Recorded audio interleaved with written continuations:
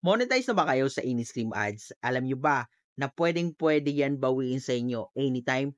Tara, pag-usapan natin yan. Alam nyo ba guys na pwede bawiin sa inyo ang inyong mga in-stream ads kahit na na-unlock nyo na siya? Kapag nalipasan ng isang buwan o mahigit pa na hindi kayo nakakapag-upload ng video, lalong-lalo na ng long-form video, ay pwedeng bawiin sa inyo ang inyong mga in-stream ads. Alam nyo ba na yung 60,000 minutes view na yan ay running balance yan. Ibig sabihin, kailangan nyo yan i-maintain once na na-unlock nyo na ang in-stream ads. Kapag bumagsak sa 60,000 minutes view ang inyong mga watch time, ay maaaring bawiin ni Meta ang inyong mga in-stream ads.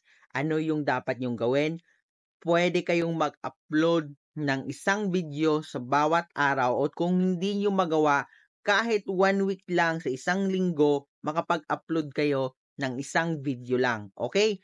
Para lang maiwasan natin na bumagsak ang inyong mga 60,000 minutes view at hindi bawiin sa inyo. So yun lang, sana nakadagdag kaalaman to sa inyo and follow for more.